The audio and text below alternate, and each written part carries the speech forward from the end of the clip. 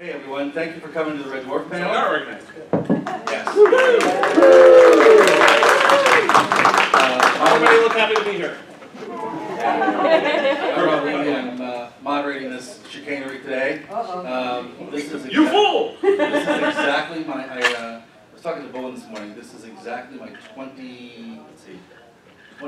24th Dragon Con. And I've been on every, what frightened me is it got pointed out that I've been on like every year the BritTrack's been around, so now I'm terrified. I feel sad. So anyway, thanks for coming to the Red Dwarf panel. We've got panelists. I'll let them very briefly introduce who they are, and then we'll sort of just jump right in. Thank you. My name's K Tetch. I'm a British guy. Watched it growing up. Worked with Craig Charles and to a Robot Ward and rolled on with Graphic Challenge as well. So. My name is Mike Faber. I am the host of the Earth Station 1 podcast, and we're actually recording this as an episode. And so, I'm trying to sound way more impressive than you guys thought. I've been a Red Dwarf fan since it first aired here in the United States, when I was back in college. That makes me very old. And so, it's pretty cool to be able to still talk about Red Dwarf all these years later.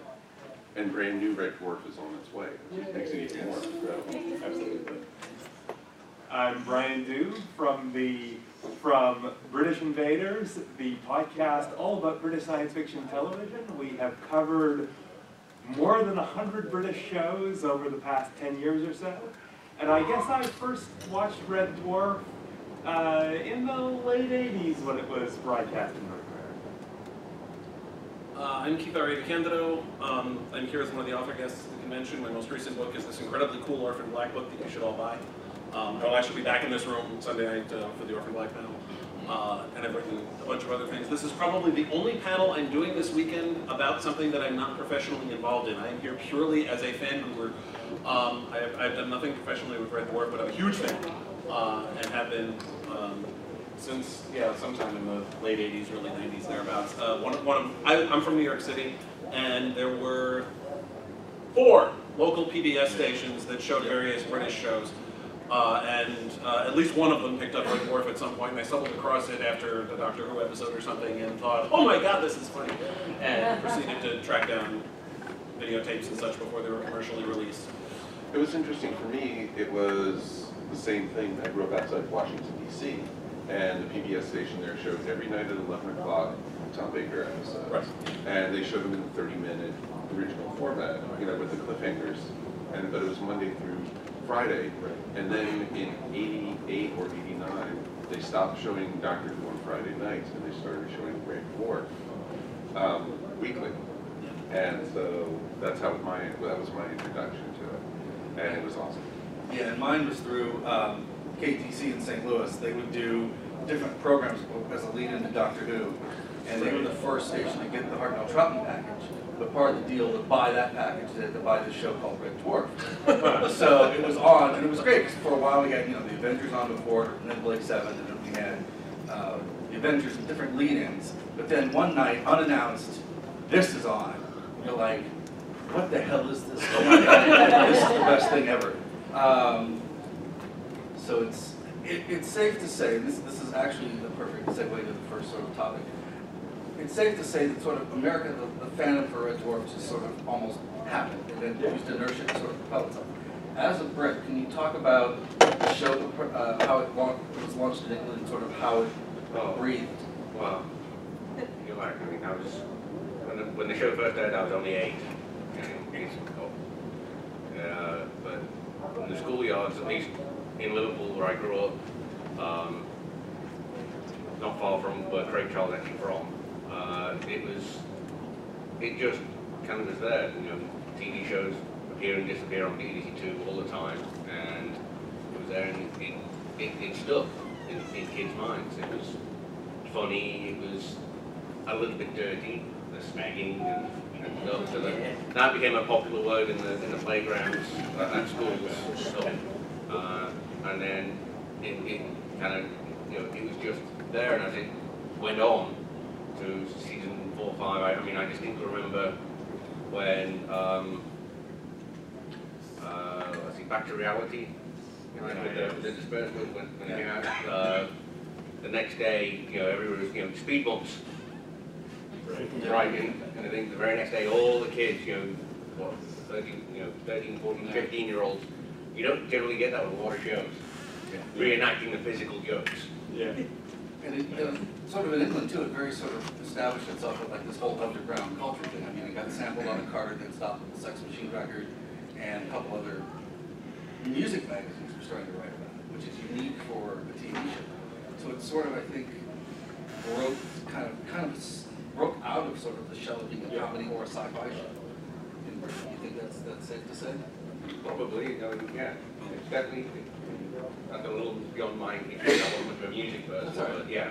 But I mean, it really, the point being is that it really It resonated outside genre. of, yeah, I mean, it's when you talk to Red Dwarf is a perfect jumping off point for people like, I don't really like science fiction, but I think things are funny, or if they like British comedies, but they're not ready for Doctor Who. Red Dwarf is kind of like this go-to thing for so many other things, and it's part of the appeal of the series. I guess we'll jump right into the elephant in the room. We'll start down at the end with Keith. General thoughts on season 11? Okay, you're going to be disappointed because, okay, I had this plan. I had not been keeping up just because of life. And so, and one of the reasons why I asked to be on this panel and agreed to be on it was great. This means I can finally catch up with it. And then deadlines showed up. Please don't tell anyone this, but I'm working on a Supernatural book, travel guide to Supernatural TV show. Do you know how long it takes to watch 12 seasons of a TV show that has more than 20 episodes per season? You can stop at season 5 and you'll be fine. No, I can't because I have to write an official book. Everything else sucks! I don't know how long, but I could look it up. Yeah. That takes up a lot of time, so does writing the book, so does revising the book, and the time to actually catch up to Red Dwarf did not present itself. So I literally cannot speak to the most recent seasons. Because this panel was supposed to be my excuse to catch up on it, and I fucked it up. So sorry about that. Sorry, I snagged it up. By the way, I do appreciate the fact that Red Dwarf has done what also Battlestar Galactica and Farscape did in giving us a handy, all-purpose, non-profane curse word that we can use in front of people who have sensitivities. What about you? Well, I enjoyed season 11. I don't have a lot of complaints or specifics to say about it, but yeah, I thought it was well done. The timing and the humor, it was pretty much where I want to see it for Red Dwarf. And I have to say that since, and I guess it was season 10, they went back to recording in front of a live audience again. Yep. Huge difference. And for me, that's a big chunk of what makes Red Dwarf Red Dwarf. Sure. The interactions and such. Of course. All right. I'm going to be the unpopular one here. Go for it. All right. Loved season 10. I thought it was fantastic, especially after what we came back to from Back to Earth. And I thought it was brilliant, especially where they were going at the end, where, you know, basically Rimmer actually got a pair of ponies at the end of season 10. And then in season 11, it felt like a typical sitcom where they forget everything that they did in season 10. And I think they took a couple steps back. I compared it, when we reviewed it on the podcast, a lot to series 8. A lot. And I felt the stories weren't as well written and thought out, and I thought they just were trying to go for more of the slapstick and, you know, the familiar and such. And it's great having Red Dwarf, don't get me wrong. It's still light years better than not having it. And that's what I loved about it. But I thought after the brilliance of season 10, I was kind of let down a couple steps with season 11. You know, in between y'all, like certain parts of it certainly wasn't as bad as it could have been. It also wasn't as good as it could have been. I think certain jokes maybe played and stretched a little too thin, such as the body printing of Rimmers. That was taken a little too far. I mean, you already saw how two of them interacted, and then. But that was awesome. 50 of them, they didn't seem to do any of the fighting. They just suddenly became non-rimmers, in effect. They were all charming and educated and not rimmer. So that kind of ruined it. Well, the interesting part of this too is that with, I for the most part like, the things I did like about Red Dwarf is it felt like the original series that I really liked. Yeah. It seems like they wrote for the characters more, meaning, in the past, Cat and Crichton, as they bring in other characters, have sort of been pushed in the back. They sort of wrote for everybody for the series a little better than they've done in a while. The live audience thing is huge for me. Oh, yeah. And I generally had a generally positive experience with it. Now, the tricky bit though is it's on a series in Britain called, or it's on a channel in Britain called Day. So a lot of the things they want to do, they can't. They're handcuffed to a certain extent by what the channel is that they're on and who their market is. So they got away with Which is some what, things. for those of us who don't live in the UK. Dave is well, Dave started after I've been here 14 years. It used to be UK Gold. It's basically a repeats channel, but it also does some new stuff. Like a retro TV type Yeah. thing? Yeah, it does. Think of it like a cable specialty. Yeah. It's more like that. Other things like argumental, a lot Yeah. of panel show stuff. Yeah. And it's a running joke that, we'll see this on the repeat on Thursday, or it happened 5 years ago if you're watching this on Day. But like, I go into Red Dwarf watching it, I sort of throw everything out when I watch it. I don't watch it as like continuity, I don't watch it for anything. I just sort of look at Red Dwarf as every episode has maybe 2 or 3 really great gags, and it's get from gag A. It's sort of very much written in the old vaudeville style. They have a great gag A and a great gag Z, and they get there, and the stuff in between is kind of not exactly great, but you get the payoff. Some of the jokes are really great. Oh, yeah. And so Hell, I'm still waiting for the rimmer with the mustache from the Double feature. Yeah. So I think some of it, Well, this is where it's gonna get really I don't interesting. I don't go into it a whole lot of seriousness, which there are folks that are really serious. I mean, there's people that are like continuity freaks about Red Dwarf. I'm like, if you have to keep track, good Lord, trying to keep track. But the thing is, like, when I was complaining about it, I was like saying we were spoiled with season 10. Yeah. I thought it was spot on and everything. And yes, you're right, with season 11 you had some great one-liners, you had some great bits. And it just felt like, okay, what can we do to gross that? What can we go back to, Well, have Lister do, or, And season 10 wasn't on Dave, so they had a certain amount of control. It wasn't. I don't think it was on Dave. Not on Day, like that one. Okay. Thought so. One of the things that I remember with 10 and sort of is that it was critically liked, but it wasn't necessarily a big ratings thing. So I think that there is a certain extent of sort of somebody telling them, go with what you know. And I think it's also sort of what, when they were all together, what they thought collectively the cast wanted to go back to do. And I think there's also the break. I think that it kind of suffers from the break of that. I think 10 had a sense of finality to it that I think everyone sort of, was one of the things that made it work is it sort of had a sense of like, we're done. Well, sure, because the last episode of season 10 was called The Beginning. Yeah. Yeah.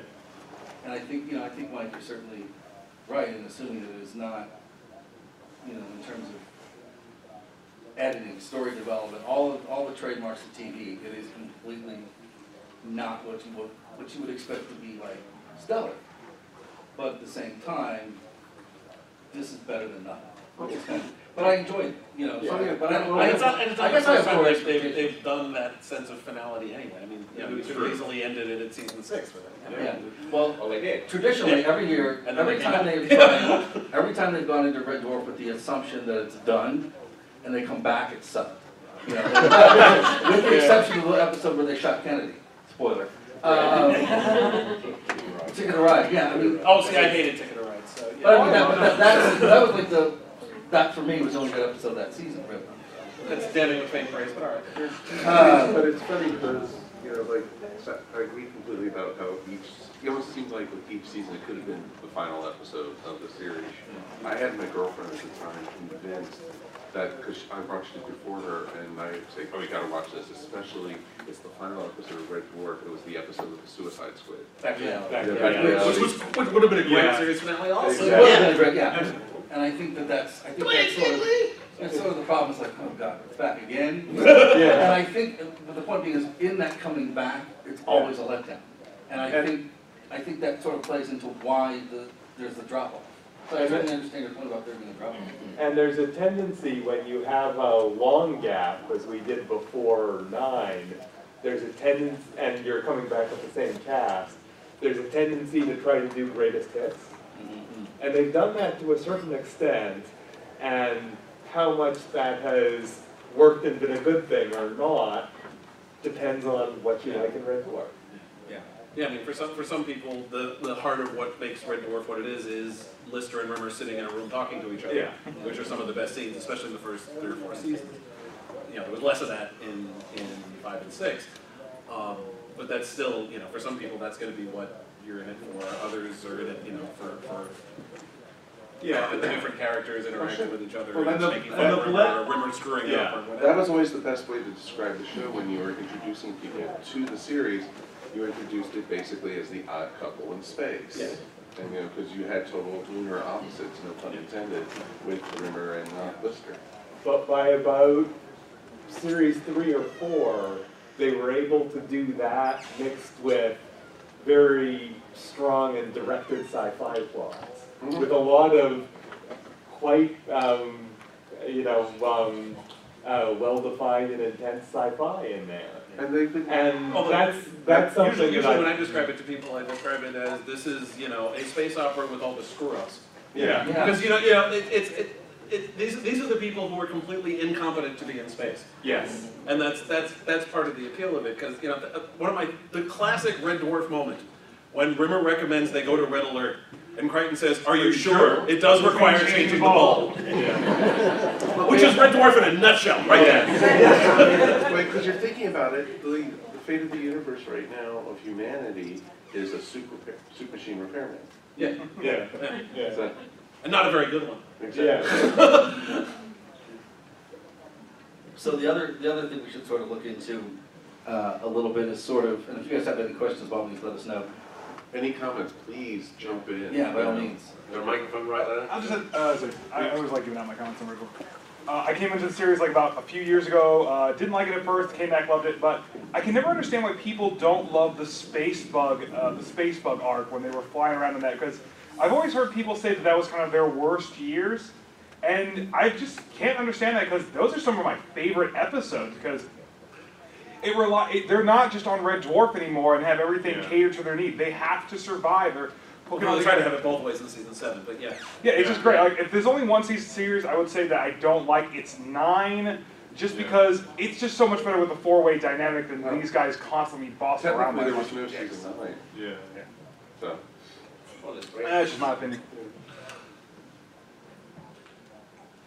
But yeah, Red Dwarf tends to polarize fan opinions. You'll get people with favorites and least favorites all over the place.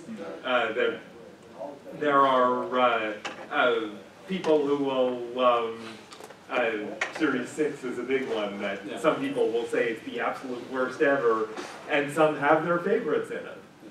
And Domain of the Apocalypse. And, Oh, yeah. Yeah. Emmy award-winning, doesn't Yeah. Which I thought was great, and I know people who think it was one of the worst things they've done. Yeah. So, you know, They even flew off into the sunset. Yeah. How can you not love it? Yeah, exactly. I think the part of it is also they're very distinct eras. I mean, the first 3 seasons are distinct from Yes. 4, 5, and 6, which is distinct again from 7 and 8. Well, 7 and 8 are really distinctive from each other too. Yeah. You know, and so this and yet the core of it has always been the same. It's always those 4 guys. Well, 3 guys, and then 4 later when Robert Welland came in.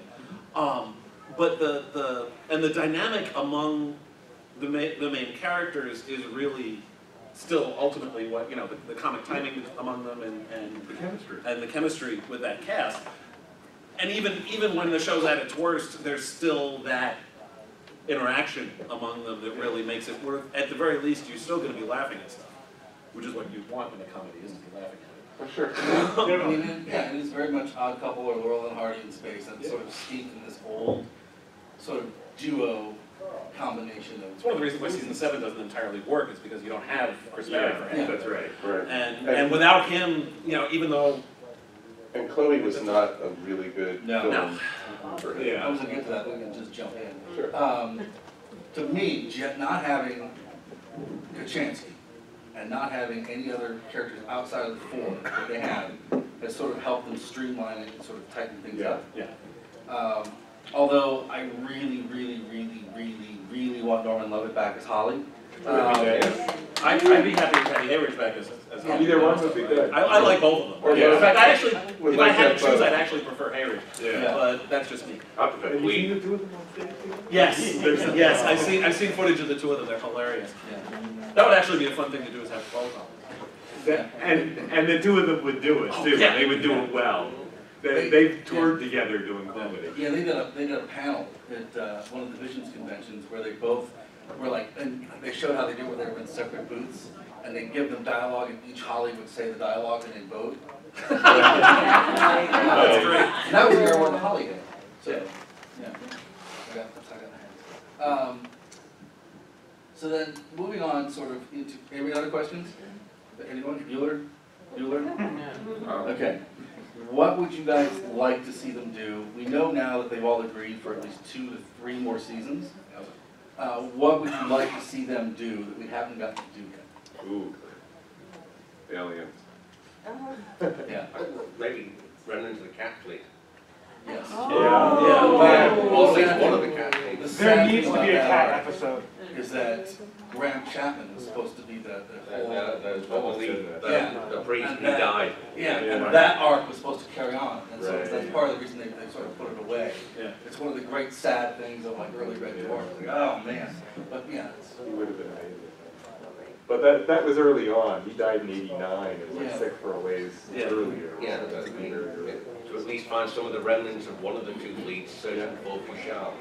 Yes. If they can have, the cat sort of have that kind of, if it, you know, the kind of experience of seeing his ancestors and countrymen and having to react to that, because he's always been alone, except for that, the old priest. And so have that experience and see how that shapes his mental state. And the cat's the only one who hasn't had that. You know, I mean, Yeah. Rimmer has met other holograms. Lister has met other humans who managed to and have Kachansky. found himself. Crichton's had has come across other androids. Not usually to good effect, but it's Red Yeah. Dwarf. Of course, it's not going to be a good effect. The cat really, you know, it would be nice to have that, especially because they had that whole detailed backstory. It's even more detailed in the books that yeah. they were. That would be a great thing. And at this point, they probably have the budget to do it properly too, which they didn't. I really want Quagars. I really want them to actually have aliens called Quagars. And have them be like completely not what Rimmer wants them to be. Yeah. Yeah, because Rimmer can't have bodies. Exactly. But one of the things they're talking about this year is that we're going to get sort of another time episode. Right. Because that always is. Yeah, but it's supposed to go back and see something that happens in 2 and 3. It's supposed to reach back. Oh, to actually do Stasis League? I would love it if they did Yeah. Stasis League. Actually pick that up finally? Yeah, so I'm like, Yeah. if they pick up those threads, I'd be really. Yeah. Although I love the fact that Red Dwarf sort of puts all these threads out and doesn't go back. Yeah. I kind of like that as a series. It's kind of refreshing. I put that out there like The Simpsons, you know, where, you know, one day Homer's Yeah. buddies with Ned Flanders, and the next episode, Scrooge Flanders. You know, so it's the same thing with Red Dwarf. They have so many open plots they can go back to Yeah. that they've started in the first few seasons, and they just never did. Yeah, Red Dwarf has always chosen comedy and sort of science fiction story over overall continuity and over finishing things up. And, you know, they will happily put in, you know, a joke that destroys all sorts of continuity things and not worry about it because it's not a priority for that show. And that's been the case pretty well all along, and I'm happy with that. That's great. And honestly, I think the best thing for them to do is just find new, funny things to do, simply because when they brought stuff back, it's never been as effective. Ace Rimmer would have been much more effective if we only saw him once. Yeah. Same thing with DeCandido. Yeah. You know, the joke worked the first time, and after a while, it was less effective with each time. It was great the first time, this other 2 times, Yeah. when they did the Dweeblies. Right. Yeah. And I fear we're gonna get that when they're all gonna be Crichtons. I'm a little worried about that. Right. Yeah, that kind of scares me. One of the things though that I think is interesting about Red Dwarf is that it's always managed to, for a show that's rooted in comedy, sort of had this thing with cutting edge technology Yes. be in the show a little bit ahead. Because remember, before there's nanobites in Doctor Who, there were nanobites 10 years before in Red Dwarf. I'm just saying. Yeah. Sort of, I think that's sort of an interesting sort of facet of the show, is that it's always been science-based. You can tell that Grant and Naylor were both intrigued by science. Naylor's really, really into science. Yeah. And I love that that's a component in sort of a comedy show. And I think that's an interesting aspect of it, if you guys want to comment on that. Sometimes having the humor as such an important part of it allows them to take a fresh take on the science and science fiction ideas.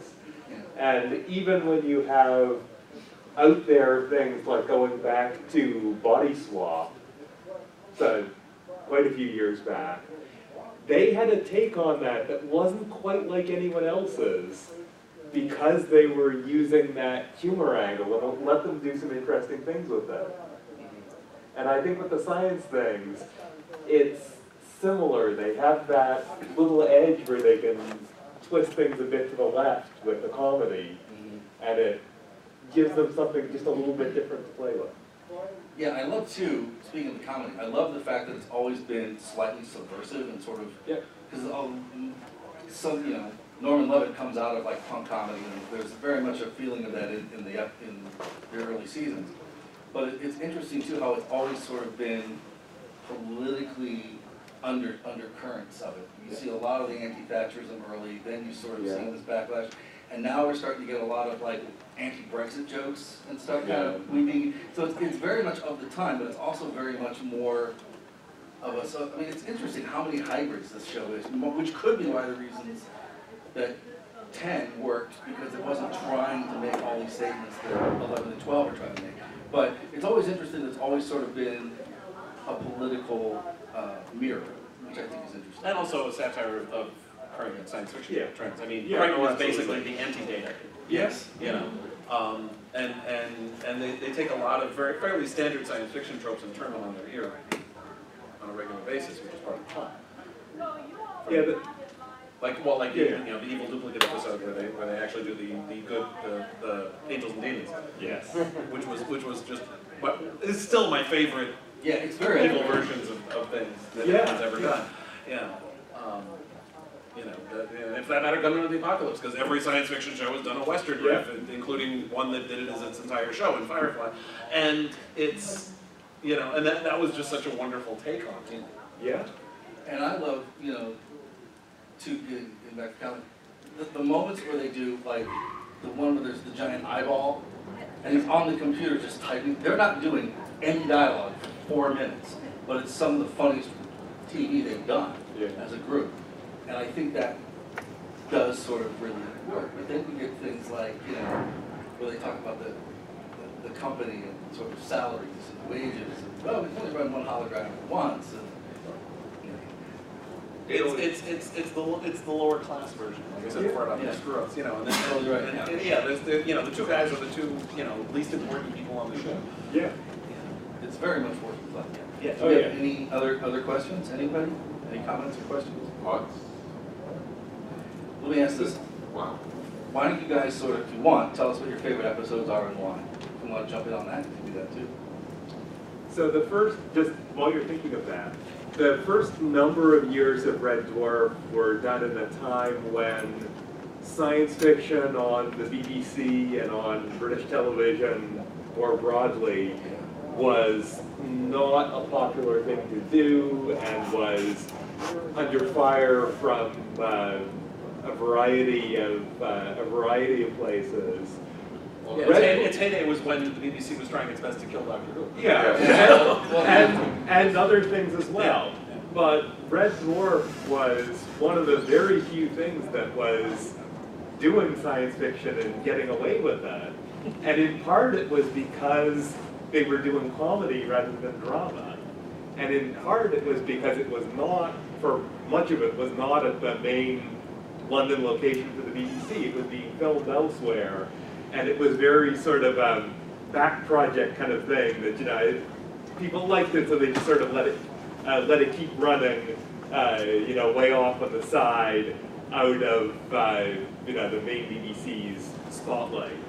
So I think when you talk about it being subversive, certainly in that era, that was a chunk of why it was and why it had to be, because it was this sort of back project show that was going on sort of way in the background of everything else being produced. I don't know so much about it being under the radar, although it was on BBC Two, it was also in one of the prime time slots, basically, which was 8:30, and depending on the year, it was actually the same time slot the Top Gear at the time, which was Thursdays or 8:30. Yeah. So, or sometimes it's Tuesday, but at the same time on BBC Two, at 6 o'clock, they used to show Star Trek: The Next Generation in first runs. Yeah. So, you know, they had every single day had a good Yeah. science fiction basis in the back of the Yeah. so, but it was on 2 and not 1. Yeah. So, But in terms of the production end of things, it Yeah, was that more was that more they were different, sidelining it, and it sort of got away with things because of that. But you're right, that certainly once they had it, they did exploit it. Yeah, absolutely, for Well, sure. In the Midwest, when they had the episode with the groinal socket and Crichton, Yes. they aired that 2 times. It got through twice, and then the next 2 times kind of got Yeah. skipped over. I find it. there we go, Americans. So to speak. The thing I love most about Red Dwarf is I have more nights than I can remember just crying with laughter from the TV. Like, this is just so absurdly brilliant. I mean, I think that's its gift, is that it's a show that has an emotional resonance for some reason. I don't know why. You can connect with it easy, but it's also just so stupid and silly that it's great. Yeah. I still remember how incredibly thrilled I was when I finally got my hands on season 5 of the show. Yeah. I'd watched the first 4 seasons, you know, a lot. And then actually getting season 5. I still love season 5, probably out of proportion to how good it actually is, simply because I was so happy to get it. Having said that, I think my favorite, you're asking about favorite episodes, my favorite episode is probably The Inquisitor. Right. Which is, I don't necessarily think it's the best episode, but it is one of my favorite, it is my favorite to watch, partly because it goes to darker places than the show usually went to, and still kept the comedy. And because I like the character insights into all 4 of them. You know, the whole idea that Kat and Rimmer are considered worthy simply because there's no way they could possibly have been any better than what they are anyway. Yeah. This is pretty much it with them. Whereas, you know, Lister and Crichton haven't lived up to their potential, and I like that. I liked that. I liked the whole setup, and it went a little darker, but it was still hilarious, and it worked. I'll make justice for the same reason with Rimmer, with his guilt over right. being in his own thing. You know, It's it's his fault. curse, and it is also his punishment. Yeah. Well, there's so many episodes you can look at that way because they go into the psychology, especially Rimmer's psychology throughout the whole story. That's such a lovely little statement. Yeah. Oh, look There's what so much to do. Look what they did with Rimmer World. Right. And, you know, With no redeeming qualities. exactly what they did with Kubert, you know. And, you know, it It just... started to then the entire Space Corps anthem, at which point then the Earth started to open up, which frankly came as something of a relief. Exactly. But I think it actually goes all the way back when they started really going into it with the two Rimmers. Yes. I mean, And the gazpacho soup incident. Exactly. yes. And then Better Than Life. Better Than Life is still my favorite episode of Red Dwarf.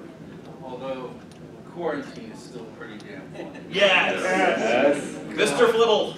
Yeah. I saw a few people actually dressed as Rimmer I've seen Yeah. a couple times this year already. When they're not here. it was the Icon convention in New York.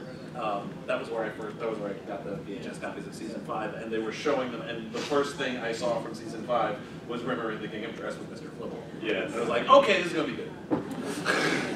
Games up, boys. I just remember crying so hard when that worked. You know, and one of the things I'm excited about this season coming up is that we're sort of getting back to like Rimmer being Rimmer again. Oh, Because for a while they made him really, you know, I mean, I know we're probably getting Ace Rimmer back, and I'm okay with that. And I know that we're probably going to get, you know, a multiple Rimmer. Well, think about it from Chris Barry's perspective. This can't be a pleasant character to keep playing. It's like what Larry Linville went through playing Frank Burns on Match for so long, and he left just because he felt there wasn't anything more he could do with it. Well, You know, and he went to British as well, which is not that much different. Yeah. Right. Yeah. I think Ace Rimmer was partly because of a request that he wanted to do something different. Surprised me. And he was good at it. That's the thing. Oh, I mean, yeah. it was, you know, he's one of those actors with a wonderfully rubber face, so he actually was convincing as a good-looking, square-jawed hero. You know, with that same face. Even with a beehive wig. Yeah. Yeah. Well, the interesting thing too is when you see Red Dwarf live, if there's a lull in the action, Chris Barry will sort of like do impressions and keep the audience like engaged where they're doing it. And that stuff is actually almost funnier than the stuff that's on TV. There's one where he was talking like Patton, like he was addressing the cast and the technical crew like he was Patton. Gaffer's not working, boy, you know, and but he has like the George C. Scott kind of gravitas to him and stuff. And He's an amazing impressionist. Yeah. his impressionist, Well, that's what he was known for before Red Dwarf. From spinning image. Exactly.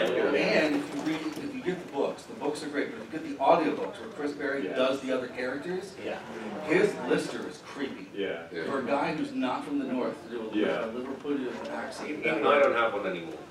Oh, you still hear some of it. But yeah, well, get some alcohol in me, he gets thicker. So. Once a scout's always.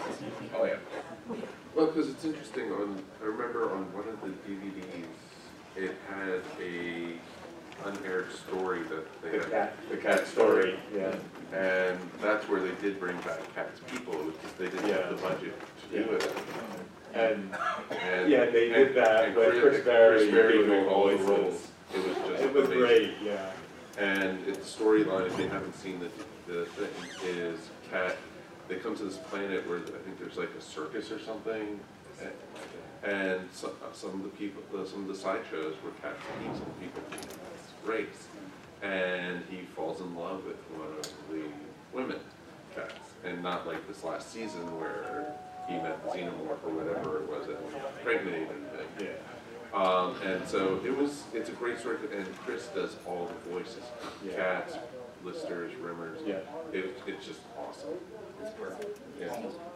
You can almost forget at points. Yeah, exactly. And it's just, you actually think it's the actual actors. He does such a great job at it. Yeah, there are a variety of DVD extras if you go through them all with Chris Barry doing some great stuff, doing impressions of the other characters and other people all together.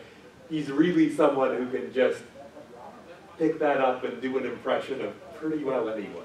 Yeah. Well, I loved it whenever he did Brannigan, the ship psychiatrist. Yes. Yeah. And then in season 8, whenever they brought the actual psychiatrist, he portrayed what Rimmer did so well. Yeah. Like, you know? Yeah. I love that. I have to say, one of the things I did like about this season, I know we're talking about sort of similarities, different version characters, I thought Butler was hilarious. We're like, Brighton basically, Keith, you'll get to this, I promise. It's really, sort of like the Butler character is sort of like everything Crichton could be, but he was just, at first you're like, oh, this guy's really nice, but then you realize he's doing his job. You are so annoyed by this guy that it makes you like incredibly happy. So I really like that. And sure enough, Chris Berry's doing his voice, you know?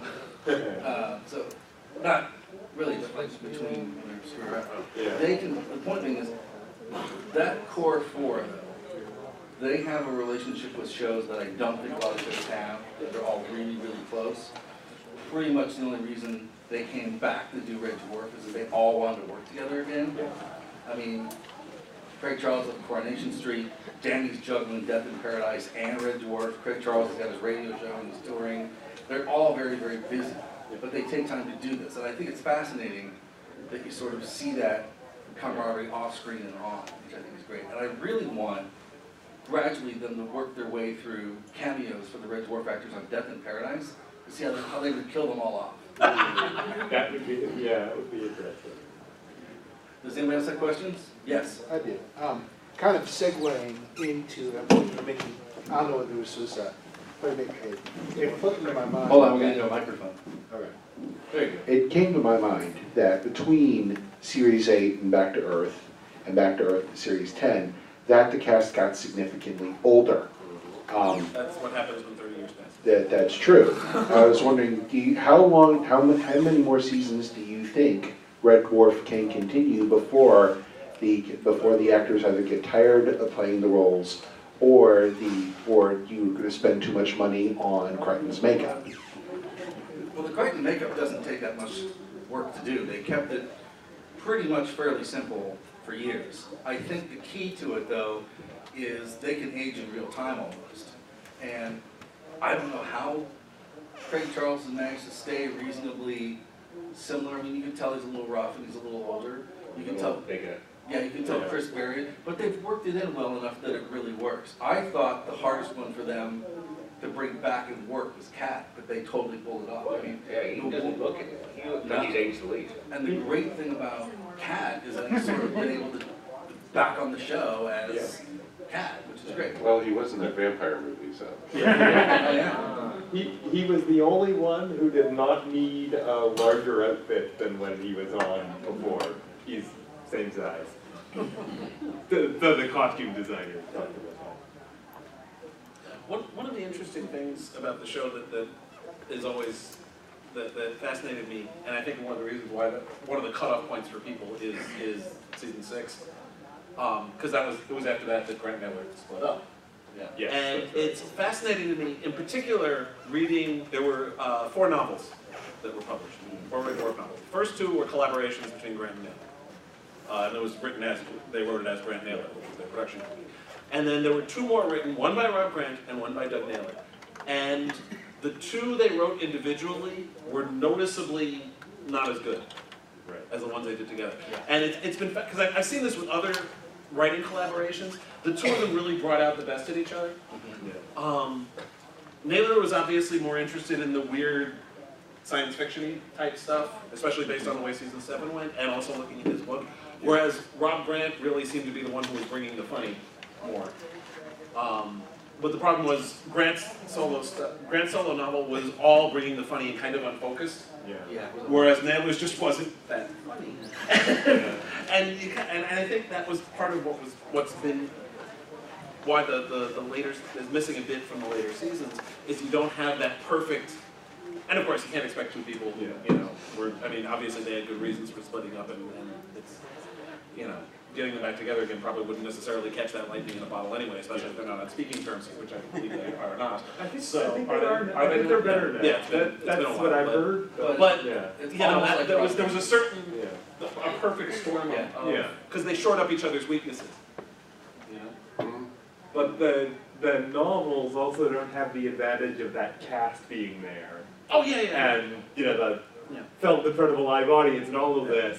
And But that other piece of it is Well, so important. That's what I loved about the Better Than Life novel. It actually expanded on it. It just wasn't. Yeah. It just was not right from the script. Yeah. And that's when I Yeah. first started reading it. I was like, oh, it's just going to be an adaptation. And then they went off on Yeah. Well, it was stuff they couldn't do for budgetary reasons. Yeah, exactly. You know, a lot of that stuff they just couldn't do. Yeah. Yeah, you can imagine Better Than Life being a much bigger story with all kinds of other things being added into it. And, I was watching a lot of Red Dwarf to sort of get ready for this. And I keep remembering that Red Dwarf is very much a show of moments. Oh, yeah. And like I forgot how great Gunmen of the Apocalypse was. And Angels and Demons is one of the ones that I sort of touched back upon that I loved.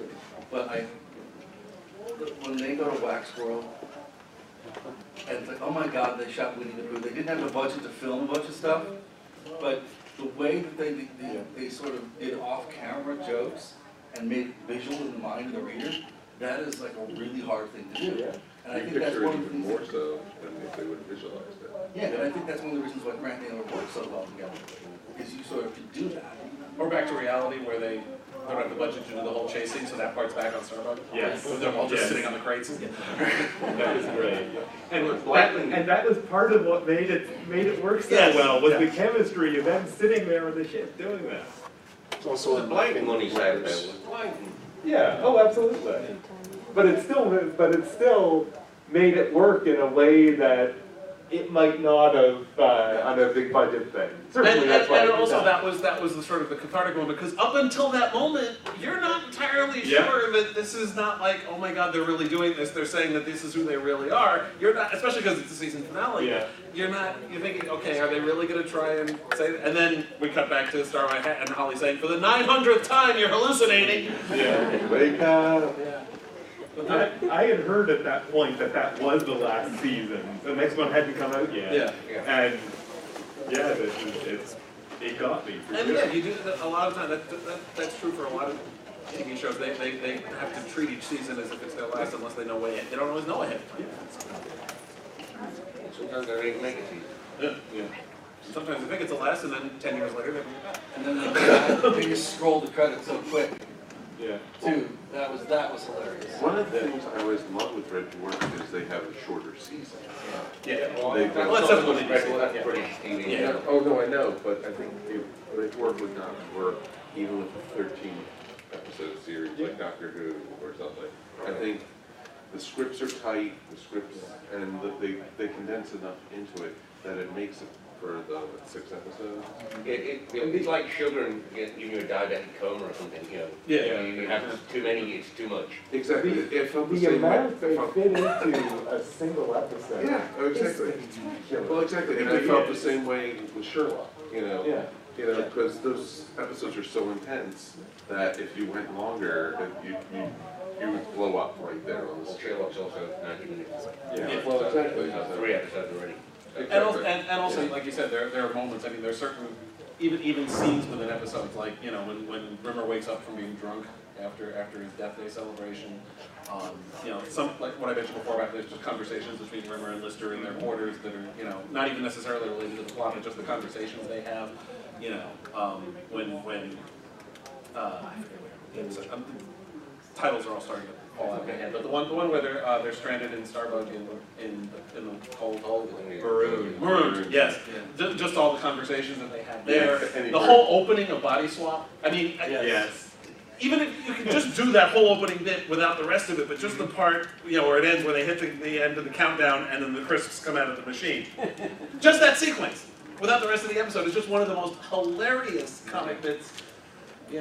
And they do it early enough that you lose track. Like, at what point when they get to, I do Betty, but I'd be thinking of Wilma? The rest of the episode is superfluous. I mean, it's like, this is like, brilliant. What for that matter, when Kat and Lister are typing back and forth to each other when they think it's a tarantula, Yeah. it turns out to be Crichton's hand. Yeah. It's crawling up your back. And we had a question. And then Lister can't spell tarantula. Okay. My favorite episode. Wow. My favorite episode is backwards. Yes! The whole episode was working up to that final scene with Kat. Yes. Where's Kat? Oh, he's going to the And back. the execution on that was like disgustingly painful for that. Yeah. The hardest one to make. And it's interesting how too you go back and it's relevant. Like you watch time slides now, and it's like you watch it and it's special guest star Adolf Hitler. It's like, what the hell is this? You don't really stick it to the leader of the Third Reich. Yeah. I mean, it was just, it's such a terrifically odd and great show. It was just so much fun to watch. And even if, I mean, even if there's seasons you don't like, you're still like, God, I hate this. This is all terrible. You know, none of it's like Star Trek Voyager, where you're like, oh my God, why am I wasting my time with this? Whereas Season 6, 7. yeah, I mean, when you watch Red Dwarf, there's at least something in everything that you can enjoy about it. It's great. I'm still waiting for someone to create tension paper. Yeah. Well, I have to say that my favorite joke out of all of it, and the greatest callback is season 1 and season 9, when Rimmer is on the ship, it's all going down its diet, and Death shows up, and he whacks Death right in the nuts, and it's just the greatest callback to season 1, episode 2, like, you know, you can't whack Death on the head. If he comes near me, I'm gonna rip his nipples off.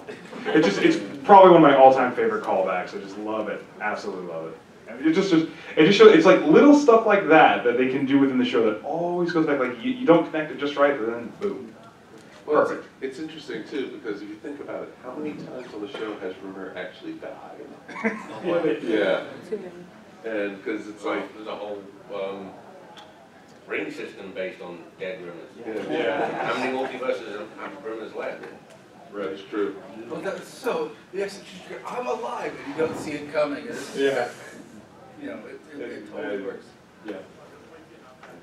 We said about backwards, and that brings up food. There's so much food humor in Red Dwarf, especially the curries. Has anybody tried Lister's drunk sandwich? God, no. I don't really. Well, I know I tried Vindaloo. Just stay there outside. I know, not Vindaloo. I know I tried gazpacho soup because of Red Dwarf. Right. I know that I've done some of the things where Lister talks about, like with the booze. I've tried some of those. With the whiskey with the curry sauce, for example. Oh, God. Why would you do that to yourself? Why would you do that to whiskey? Why would you do What do you do with the curry sauce? Why Well, would you do that's- that to whiskey is a fair point, but it is actually weirdly Thanks, good. sure. No, it's but yeah, the obsession with food is very sort of interesting. But then when you think about it, they got nothing else. Yeah. The amount of subjects they can talk about, Mm-hmm. you know, and the amount of things that they can find mutually interesting. In fact, one of the sub-points of Body Swap was the tasting and eating. Yeah. Yeah, remember being able to do all that stuff he couldn't do as a When you put all the weight onto Rimmer, onto Lister. Yeah. Because, you know, we forget how visceral sometimes food can be, because most shows just take it as normal. And so it's you know, it can be a luxury to eat the dog food. Yeah. So. But Yeah. You got a question up here? in the Marriott hat. I'll make it Marriott. No, you had a question. Mario. I'm glad you brought up backwards. Another time-based episode I love is Whitehole. Yeah. Yes. I still love Whitehole, and I just have audio recordings, and that's one of my favorites because just the dialogue itself just works all the way through, and it's. Whenever I finish a project, I always say, "She rides!" like Lister did. Yeah. After he, Yeah. doesn't like. Or if that's what happened to SETI Alpha 5. I think created we've just film. encountered. I think we've just encountered the middle of this conversation. Have you guys heard, you know, the Twitter battle that's been going, that's not really a battle, about Doctor Who crossing over with Red Dwarf? Yeah, it's probably, people are saying, you know, the cast of Red Dwarf was talking about, oh, they would be up for it, but also they talked to the new crew from Doctor Who. And to me, the only way that would actually work, though, would have to be something like a Red Nose Day. yeah, it would totally be a Red Dwarf Because thing. Yeah. it would not work as a continuity thing for either series. Although now, what's its status as a BBC property? They probably could, but I can't imagine them wanting to. Right. I mean, they tried crossovers for charitable, like Can't Smack, Won't Smack. Usually, Can't Cook, Won't Cook. Right. Yeah, I guess. That was. Yeah, I And can then see the charity. Doctor Who Challenge. Oh, Comic Relief. It's a comedy thing that happens every 2-3 years. Comedians. Done for charity with little sketches, and they sort of allow things that are, let's say, out of continuity for Or sometimes in various continuity. shows. They did Doctor Who, the 5th one against the 10th one. Titanic crashed in. That was a Time crash. Yeah. Yeah. they've done a couple of what was it, the first Stephen Moffat story? First, that actually was not his first. That was his first TV story. TV But his story, first of the Fatal yeah. No, his first Doctor Who story was a pro story in Decalogue 3 in 1996. I know because I've got a story in it also. And And they haven't answered the show. amazingly, no. Wow. I don't know what's wrong. But the great thing about, Red Nose Day is it's kind of, if you want to know, it's kind of like how Jerry Lewis Telephone was, or Comic Book, but it was in the UK. Yeah, and they did a lot more, and it's a whole lot of different media built in their own things. This guy called David Collins, he once did 24 hours straight, just different panel shows they did live. Yeah. And that introduced me to a few that I've never actually got the time to watch. There should be some that have been taken down on YouTube. Yeah. We're getting confirmation And some from the back. officially on YouTube. The other thing too, I think is interesting, I want to try to talk about is the guest stars. I mean, Timothy Spall kind of got to be a big deal on Doctor Who, or on Red Dwarf rather. And then you've also got Craig Ferguson, who's still, all these years later, Confidence and Paranoia is still hilarious. I never realized it was Craig. I knew Lee, what's his name, from Boston. Yeah. Where he was the barman in Boston. Where I could never remember who the Confidence guy was until a few years back. I started watching the Late Late Show. Yeah. And he was doing that, and I only watched that because the guy who made Jeff the companion is a friend of mine. So I started watching that, and then I tried to go Craig Ferguson was and his relationship with Holly. Yeah, that guy is And the it's show. interesting But yeah, too how In space, no one can do chat. Craig Ferguson does a couple of these live concerts where he'll take Q&As. So you just stand up and if you ask him about Red Dwarf, he'll just bring that. And he sort of like self-jokes about it, but he still realizes that it's still really well written and funny. But there's a lot of really great comedians that are on Red Dwarf. Now, he's like, wait a minute, that guy was on Red Dwarf like 10 years ago. Yeah. And you're still amazed, like the number of people that, the guy who played the Inquisitor is apparently somebody famous. I don't know what he's done, but apparently he's kind of known in TV over there too. And every year they sort of boost this guest star thing. I think it's interesting how they manage to utilize a guest star, bring a guest star into their show. And normally the shows will tailor who they are to the guest star. But a guest star comes into Red Dwarf, and all of a sudden that relationship is sort of flipped. They instantly sort of get to do the things they don't do, and they're in the Red Dwarf, which I think is kind of interesting. I think one of the reasons why Back to Reality versus Timothy Spall's like, oh, Ray Cooper, right, should not. I mean, he totally, he very subtly makes that whole episode really work. that's what he plays on his grumminess, which he often doesn't do. I mean, Yeah. you don't hear it in the Harry Potter films. No. That's what it's We have as we move towards the end, do we have any comments or questions? Flash Gordon in the back. Conveniently sitting right near the microphone. Absolutely, it was well planned. As someone out of the know, what happened between Grant and Naylor? Did they just get sick of looking at each other, or did one of them throw a pie in the face and the other one didn't take it too well? All good working relationships are fraught with difficulties. Some you can fix, some you can't. That's kind of straight and narrow. I think that there are two people that realize that together they either work really well or they don't, and it's just, you don't know what you're gonna get. It's kind of fire and ice. Yeah. But it's one of the things I did like about the last two seasons is you sort of get that feel to it of how the show used to be. But it would be great to have another series with Frank and Naylor. I just can't imagine what's Oh, sorry. I was just gonna say, when they split, they both did their own thing, but like almost to a niche. Like they followed a really particular, methodology, and so it might just be that they had really strong creative ideas and they weren't willing to, meet in the middle, so to speak. Yeah, it happens. It's really hard. I mean, even Lenoir said back in the early part of the 20th century, he said he couldn't imagine two people collaborating on a work of fiction. He said it would be like three people collaborating on a baby. And for, sometimes it works, and sometimes you just get sick. You get sick of the sight of each other, and you just can't stand to be around after a while because you've got, writing is something that you need to have a certain amount of ego to do. Even though there's also a certain amount of inferiority complex that creeps into it, but the egos can very easily clash, and that just gets worse over time. You know, I've seen that with lots of other collaborations as well. So you're gonna be our last question. Dun dun dun. Make Okay. it super. Make it super. Okay, so I'm one of those folks that started watching on PBS and then decided to buy all the DVDs, and then like life kind of happened and I want to catch up because you guys are talking about the last 2 seasons. I'm like, what is the easiest way in the US to catch up on the last 2 Amazon. seasons? Amazon? Just pick up the DVDs. Just get the DVDs. I was thinking just the DVDs. Or Blu-ray. Or Blu-ray, yeah. Because I was thinking the Yeah. DVDs would be it because I was like, no one's running them here, are they? I don't think it's even been shown here in the States. No.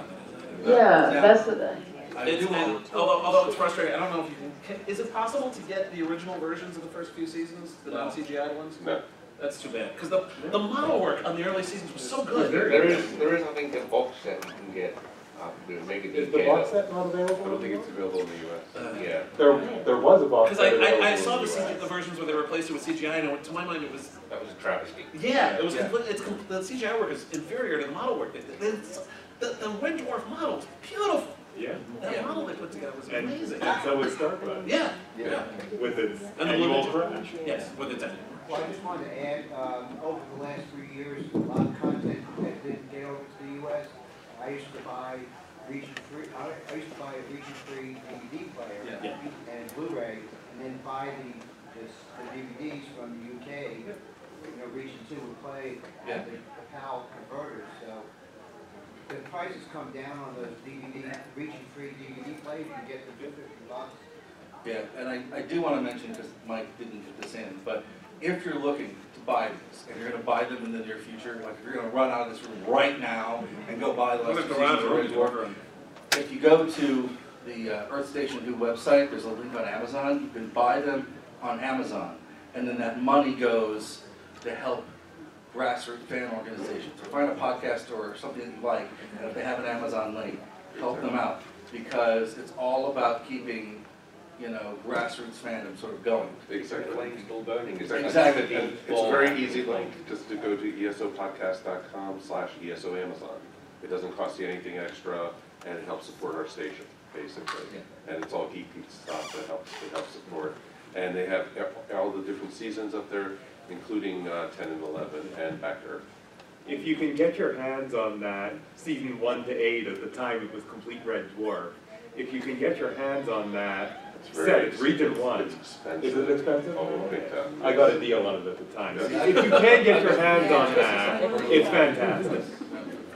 I was able to buy the VHS recently Yeah. to replace one that was damaged when I Yeah, moved. You can still get the VHS, they're like $4 a piece. eBay also folks, is a great place to check us out. So, ESOpodcast.com, that's the website, and then you can just do /ESO Amazon, and it'll take you right to Amazon.com. So thank you guys for coming to our panel. No problem. Thank you. Thank you.